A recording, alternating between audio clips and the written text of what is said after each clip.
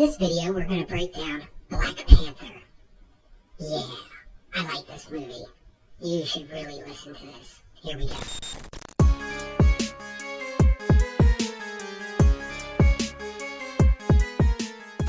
Black Panther, the chart-topping Marvel movie that ended racism for 2 hours and 15 minutes. The film takes place in Wakanda, the most advanced country on Earth, all thanks to fossil fuels. Our protagonist is T'Challa, a guy with a low tolerance for closed-toe shoes and an even lower crystallization point.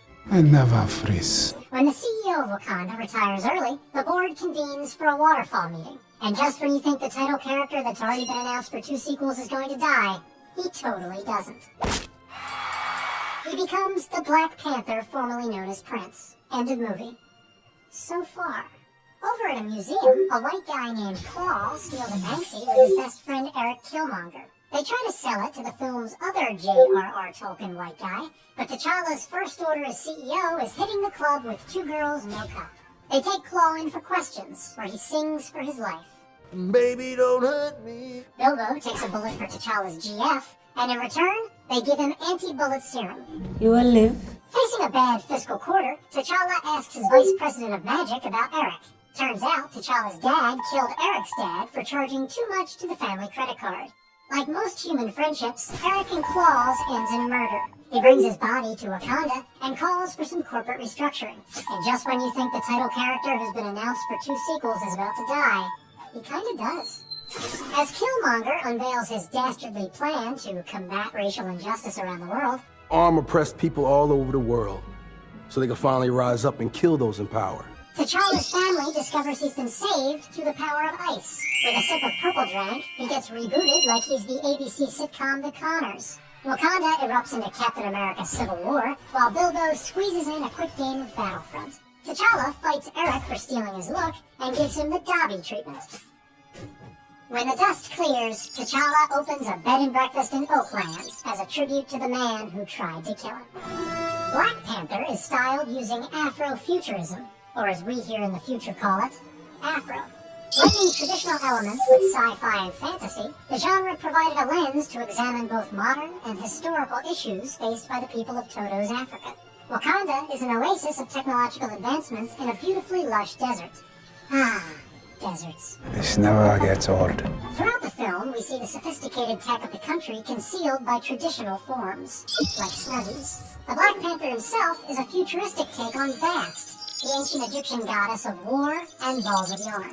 A warrior shaman received a vision from the panther goddess Bast. Using these devices, the film speculates about an African culture allowed to develop without colonialism being the actual worst. With its resources unplundered, Wakanda is able to shelter itself from the racism that black people confront everywhere else in the world.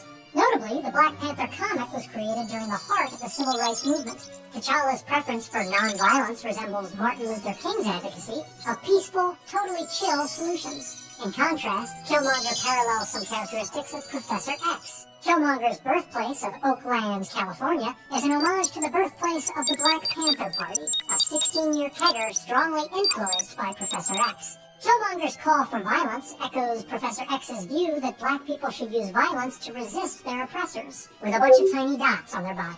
The conflict between the film's main characters frames its central question. What moral obligations, if any, do the powerful have with regards to those less powerful than me? Sorry, I mean the riffraff.